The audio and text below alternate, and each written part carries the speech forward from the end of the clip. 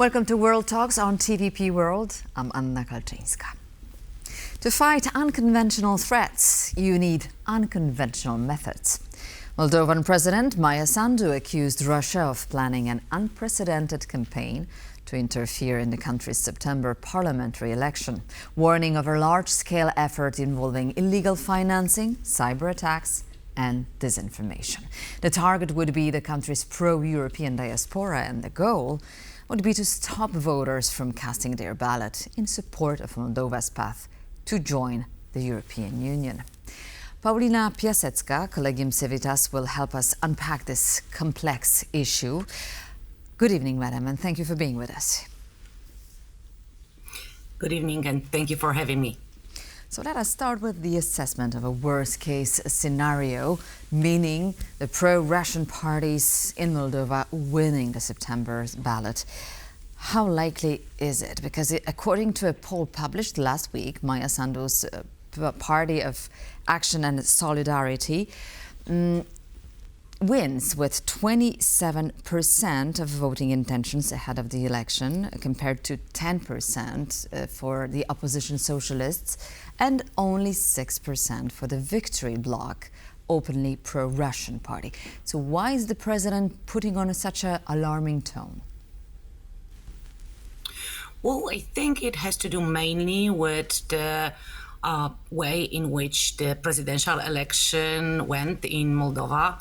I think it has a lot to do with the previous experiences of President Sandu's candidacy, where her whole campaign was targeted actually by the Russian trolls and the Russian operations that are included in the larger framework of foreign information manipulation and interference that are supposed to influence the voters, not only the way in which they're supposed to vote, they want to vote, but also their willingness to even to go to caucus and cast their vote, which was clearly proven that there were Russian interference there. Mm-hmm. Well, but on July 19th, Moldova's Central Election Commission refused to register the pro-Russian Victory Bloc formed in 2024. So what's been the direct effect of this move? Did it help to dissuade the Russians, or quite the opposite? Did it raise concerns over the democratic procedures?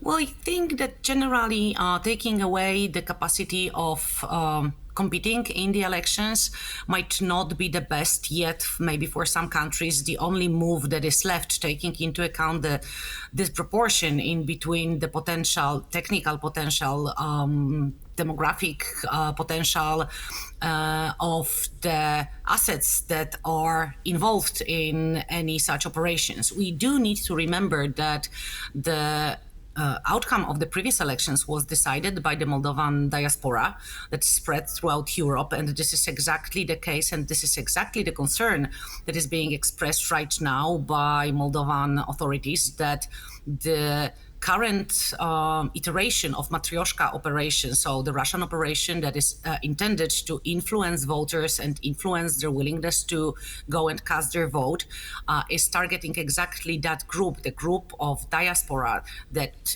during the previous elections, the presidential elections, have actually decidedly won the vote for the president. And so it might be that this decision to just stop the competitors from starting any sort of campaigns in the elections was decided to be the only one that was left, taking into account the scale and the intensity of Russian operations that are being observed to be in preparation right now. All right, so please let us understand how to target a diaspora. It's not one group, unified group. These are people, as I understand, living in different countries and not unified by an equal goal. So how do you target them? What tools can be used to target the Moldovan diaspora?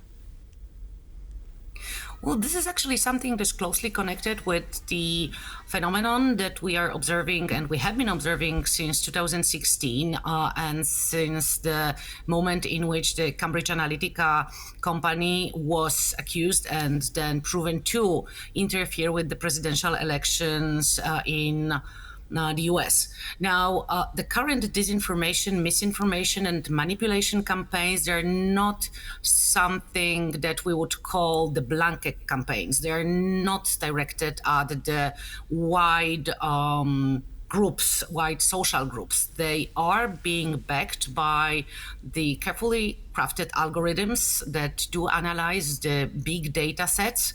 And the outcome of this analysis enables the operator of the whole campaign to actually profile to a great detail individuals that are supposed to vote.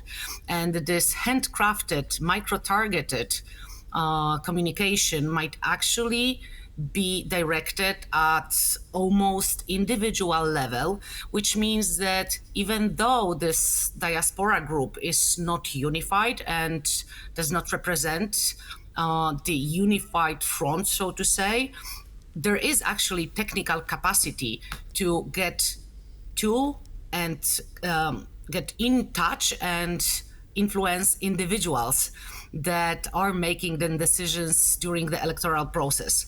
And so this is one of the biggest threats that we're seeing right now towards the democratic processes. The manipulation of not the whole social groups that might be easily repudiated by the state, by the government, but the almost individual communications that are targeting individual voters. From what you see, from what you're saying, it's easily to be deceived. So I understand that the authorities have identified at least 10 main tools of interference and of this electoral process, including the use of an estimated 100 million of cryptocurrencies. How this money can be used by the Russians? On what purpose exactly? Well, some of those might be probably just the outright bribery methods, so just paying people not to go to the voters' booth and the electoral booths, but some of them might be actually used to pay for the campaigns that are micro-targeted. The more money you have, the more effective you are in gathering data, analyzing the data, buying the processing power that leads you to being able to target those individual voters. Money usually opens the door also to, and that's quite obviously terrifying from the point of view of any democratic processes, but also to compromising certain procedures that might actually be the safeguards of the integrity of the electoral process. So if you have enough money, you can buy people, you can buy institutions, and also you can buy services as the ones that were rendered by the already mentioned Cambridge Analytica. The electoral process right now, because it takes to such an extent place in cyberspace, is kind of a service to sell. And if you're able to buy people who are best at not only political marketing, but also psychological manipulation, the greater your chances, unfortunately, are to manipulate the outcome of the whole process. So observers describe this disinformation campaign targeting Moldova's 2025 election as, quote, unprecedented in volume and coordination, end of quote. Do you believe that the experience of Romania's elections can play a role here and can be of any value to Moldova?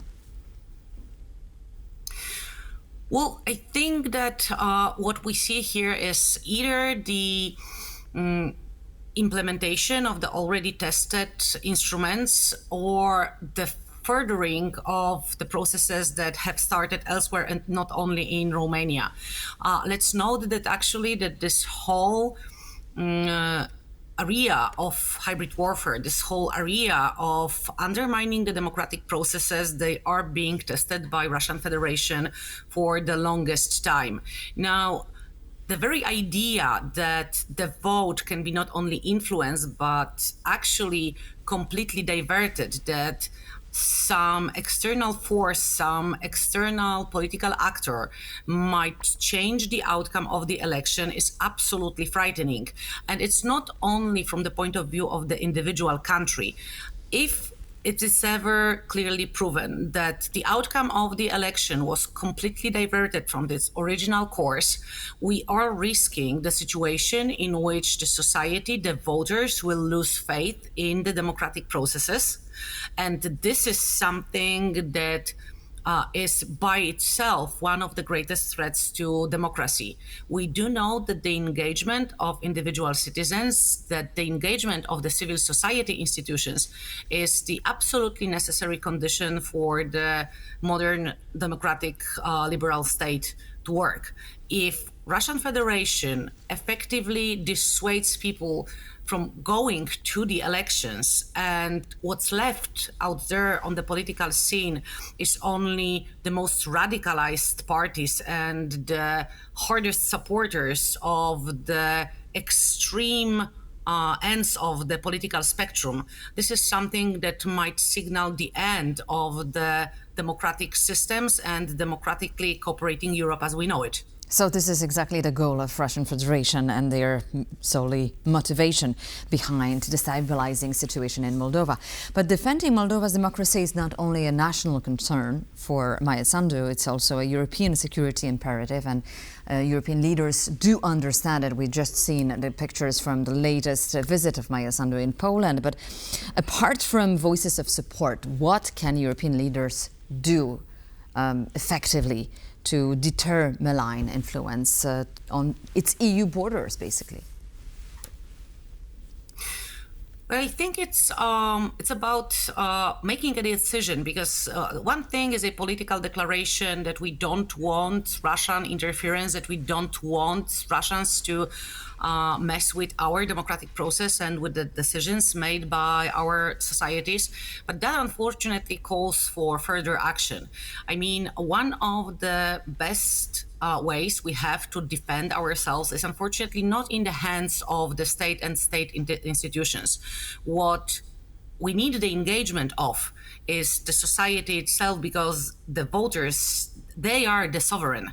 They are the ones who make the final decision, which means that what we need in order to stop the Russian interference from being as effective as it is making societies, making people less vulnerable towards manipulation, towards misinformation and disinformation. And that means systemic implementation of the educational and awareness tools that will make us more resilient towards this manipulation.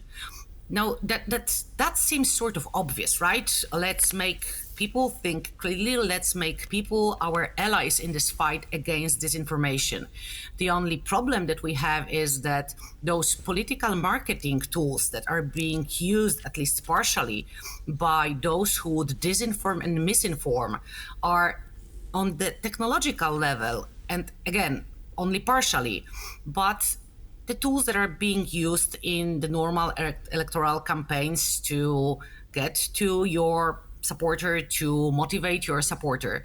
And that's, I think, is one of the biggest problems, how to make sure that the politicians understand that we need the society who will be thinking critically, even if it makes the work of their own electoral processes harder and the elections harder to win.